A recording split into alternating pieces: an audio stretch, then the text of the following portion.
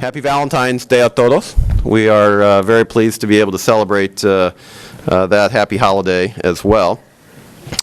Thanks to our sponsors, and I would add my own congratulations to that of Charles, to thank Chandler and Kezia for their terrific work to pull this program together today. It takes a lot of work, and believe me, I know and appreciate what they've done. My name is Eric Farnsworth. I head the Washington office of the Americas Society and Council of the Americas. It is a pleasure to be here in San Diego, to be outside of Washington, for several reasons, which all of you, I'm sure, are aware of, not the least of which is the gorgeous weather, but it's also a little bit crazy in Washington these days, and so it's always nice to have the opportunity to be in another environment. It's also a bit of a homecoming today, if you will. My grandparents, who are no longer with us, but they lived for many, many years in La Mesa, and so San Diego is not foreign territory to me. I've been here several times, and I love the community.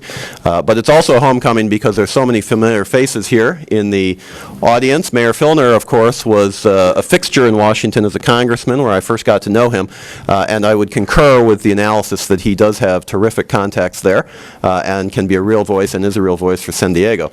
But seeing Jeff Davidow again, Richard Feinberg, seeing, of course, Charles and the whole community out here, who at some point were in Washington for many years, it is a bit of a homecoming, and I appreciate that very much. This panel is designed to discuss Mexico's reform agenda, but it's really an interesting time in the bilateral relationship because every 12 years, both countries, the United States and Mexico, have election cycles that calibrate, and this year was no exception, or I should say 2012, which was the first time since the year 2000 that both countries had a presidential election in the same year, and we have two new administrations. Of course, the second Obama administration and the new administration of Enrique Peña Nieto. The last time this happened was in the year 2000, and there was a burst of energy for the Bush and Fox administrations that got sidelined, as we heard in the first panel, perhaps by 9/11, and threw us into a different direction. But we have the opportunity now, this year, really to move forward in a way that we haven't had for some time. And there's a lot of energy behind this, and a lot of, if I can use the word, excitement as well. You heard some of this in the context of the President's State of the Union address on Tuesday. That has already come up into the conversation today. But what the President maybe didn't lay out an agenda specifically for Mexico, but what he did do is talk about several reforms from the United States perspective that, if passed, will have a very favorable impact perhaps on Mexico. We think of immigration reform, which the mayor already talked about. We think of some energy activities. We think of perhaps gun control, which would also impact Mexico in a favorable way, I believe. And so these are potential positives. But implementation is always something that needs to be worked on hard and can't be taken for granted. On the Mexican side of the border, and the purpose of this panel is to discuss the Mexican side of the border, the agenda of the new administration is perhaps no less ambitious.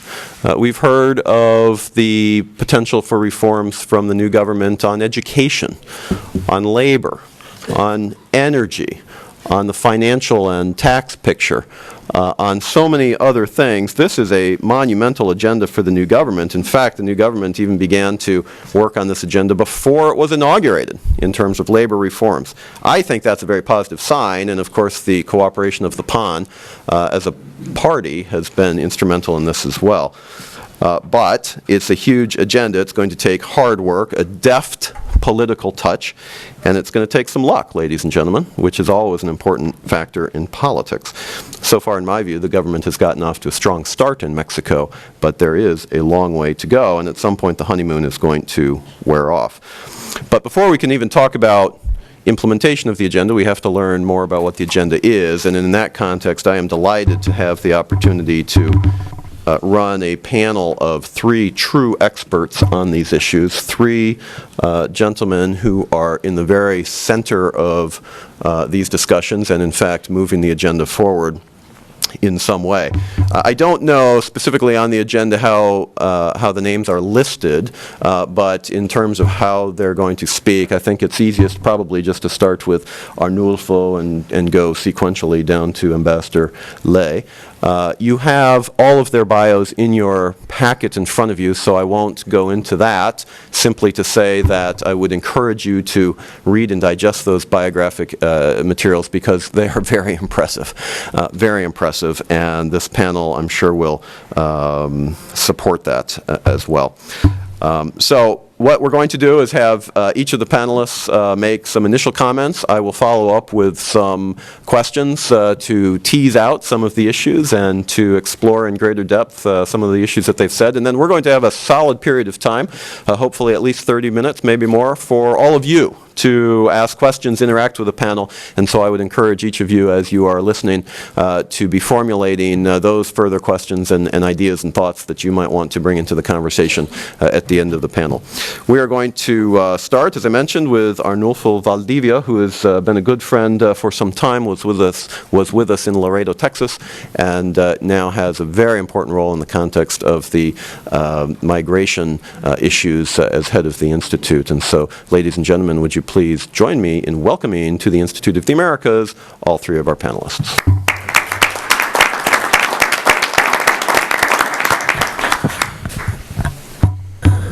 Thank you very much, Eric. And of course, I would like to thank the undeserved mention by Ambassador Negroponte, and thank you very much for the invitation, Charles. And of course, I see many familiar and very dear faces around the table. Don Pepe Galicot and our great friend James Clark, Kezia, Ambassador David Dow.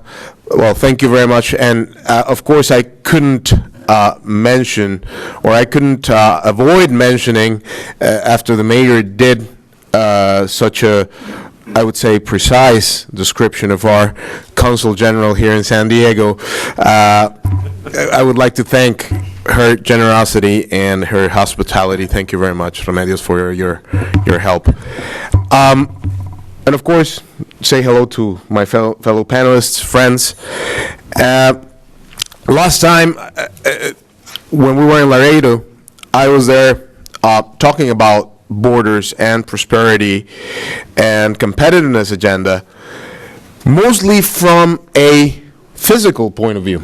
I was talking about the border itself and how we saw the border from the from the viewpoint of the incoming government. And I have to say that one of the very important things that happened after that was that in the changes that were recently made to the Ley Orgánica de la Administración, to the organizations of the federal government, to the organization of the federal administration, we had the specific mention of borders in terms of border management as one of the functions that the federal government has to take care of. And I think that was very well reflected in the visit and in the later press conference that President Peña Nieto had with President Obama just before President Peña Nieto's inauguration, when he talked about a smarter, a more efficient, and at the same time a safer border. So what I can tell you is that there is a very clear understanding in Mexico that borders, not only the northern border, where our northern border, your southern border, but our southern border, are important issues in the bilateral agenda. And I truly believe, and I can tell you from the conversations that we have had in recent months, that the issue of the southern border is definitely on the agenda and will continue being there, as much as the northern border will also be there for different reasons. They are different stages of development, and therefore they need different things. But of course, those are very important issues that will be dealt with in the next few months. Now, though, I'm here to talk about something that I didn't talk about in Laredo, which gave me the courage to come here because at least I knew I could avoid repeating the same things over and over again. You see, my intelligence is not that great, so that I could come up. But luckily, destiny helped me with a new topic. So now I can say different things. Now I'm here to talk about how people can help and can aid competitiveness. And of course, last time we talked about physical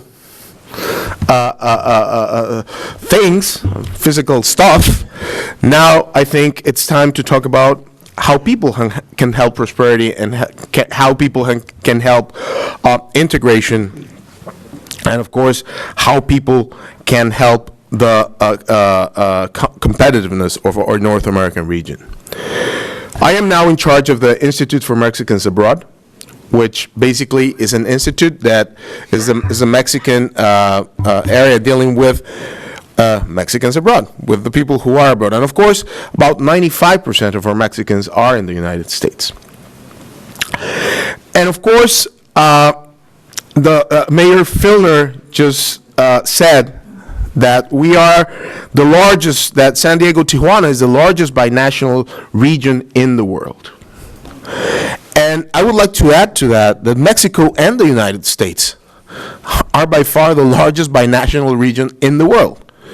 We have about 11 million people living here, 11.5 million Mexicans born in Mexico, living in the United States.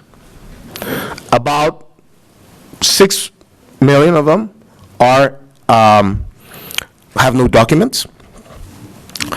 But there's another important thing. We have about 20 million, apart from those 11.7 or 11.5 million, who are children of those Mexicans.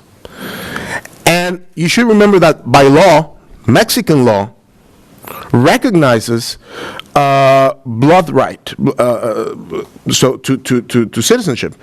So in legal terms, there's about 32 million Mexicans living on this side of the border. So that's my job. My job is to come up with ideas, to come up with programs, to come up in collaboration, of course, with our consulates, to come up with different programs and different projects to work with these Mexicans. And I don't want. How much time do I have, Eric? About. Well, I'm not going to cut you off. Well, no, just because I don't want to use too much time. It'll be about 5-7 minutes more. Yeah. So we probably should go back to what Mexicans abroad meant for Mexico a few years ago. And a few years ago, Mexicans abroad for Mexico, they meant people who had left. I mean, even some very creative politicians call them traitors. Mexicans abroad were saw as, they were so far away that they don't cause a problem to Mexico anymore. Leave them there and don't touch the issue too much. The problem now is that all those Mexicans have evolved into very successful, many of them, people. There is a huge number of them. They have an influential role. They play an influential role in the communities where they work and live. And very importantly, we now know that they don't just go away and forget about Mexico. They keep their ties to Mexico. They care about what happens in Mexico. They keep sending money, a lot of money, to Mexico, about $23 billion per year. And yet, most likely they will not go back to Mexico. They will stay where they are. And I think that's also something the U.S. has come to realize. That, many of them stayed here because of what was said, a broken immigration system that would not allow for circular flow of these people. They had to stay here, many of them, because if they left, they would not be able to get back in. And that has happened for the last 15 years, probably. But at the same time, many stayed because they just formed families and they started buying real estate and they have a business and they have a car and they have, children and then grandchildren, and then they need to stay. So, or they want to stay. Yet, and I want to make this very clear, they don't want to lose their ties to Mexico, and they don't lose their ties to Mexico. So what should be the policy that we should follow with that? And I think we have very quickly come to realize that the public policy that we should be following and that we are trying to follow, and this is where I will not go deeply into the programs. I will just talk about generally how the programs, what the general orientation or what the general spirit behind the programs of the Institute are starting to be and will be in the future. And realizing that these people will not leave, that the United States needs them and that they will stay here. But very importantly, and I would like to highlight this, the fact that they are already a great factor of mutual integration. They are already a huge factor of social integration between the two countries, and very importantly, they play a very important role in the competitiveness of our productive chains and our products in the world. So these people have not only become Mexicans in the United States, in a very important way, they are North Americans. They are, in many ways, what holds North American competitiveness somewhere high in the rest of the world.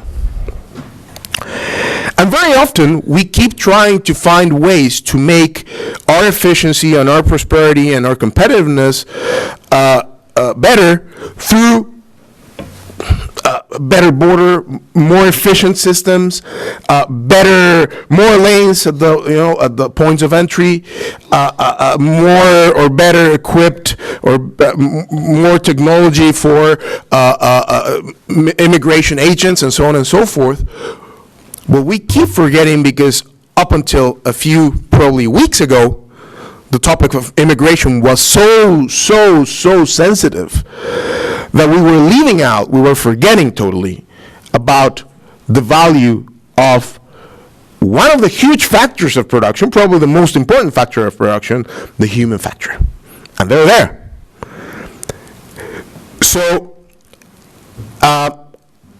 I think Ambassador Negroponte or Charles, I can't remember exactly who said, the fact that the Mexican government wants to be very careful about what we do and what we say in terms of immigration reform, and I think it's fair enough. We have to be very respectful of internal processes that are happening inside this country, and we would not like to get into dangerous area where we could upset some of the processes that are going on here. But I think something that we are allowed to say and something we ought to say is that we do have a right to speak about regional competitiveness because that involves all of us. And I think that by saying that we favor and we would love to see a proper immigration reform in the United States would be fantastic, yes, for human reasons, for many reasons that are human and just and so on and so forth, and that take care of rights, but that also, and that we can say loud and clear, they also help and boost our competitiveness, which is not doing very well in the world. We are losing competitiveness, and of course there is optimism, and there's, what's been called el momento de Mexico, the moment of Mexico. Now it seems that, China and Brazil are losing a little bit of luster, and they're not doing so well, and India is lagging behind, and so on and so forth, and Mexico seems to have created and generated a very solid, a very robust base for growth and for competitiveness. And the United States wants to do that. There's optimism. It seems that, the crisis might be over and that things may be starting to look a little better.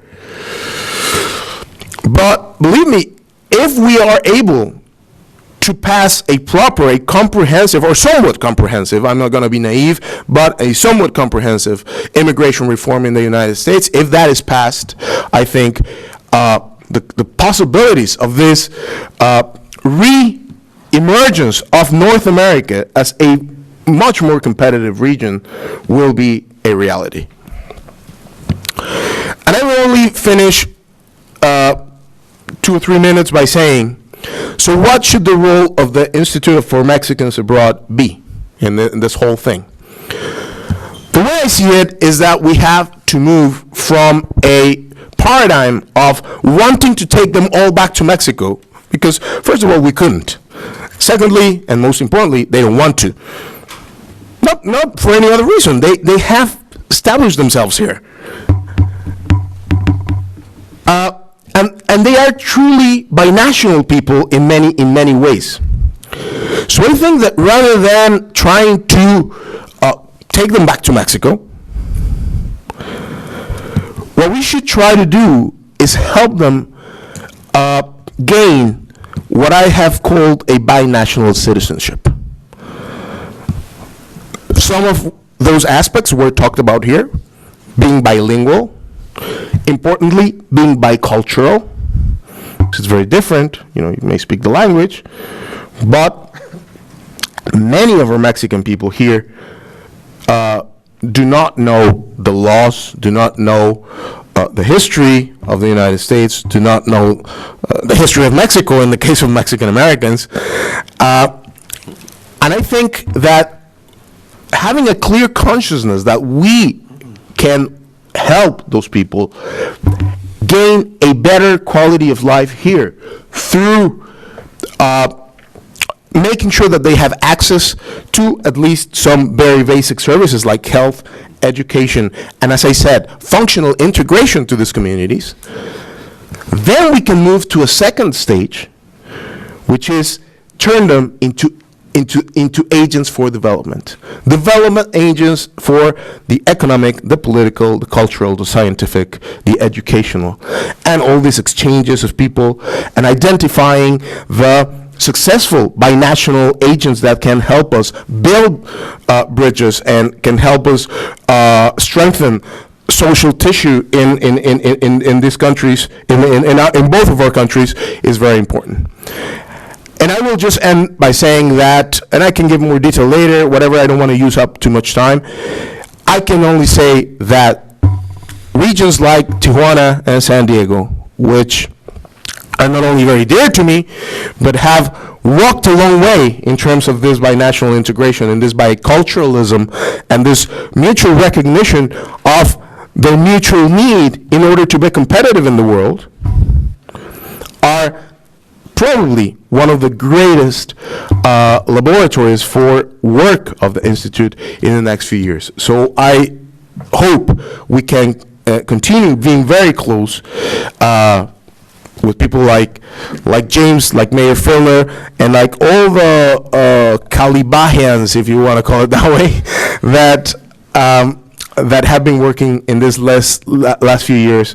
Of course, Don Pepe, that have been working this last few years towards the future, which is a binational region of competitiveness, growth, and mutual prosperity. Thank you.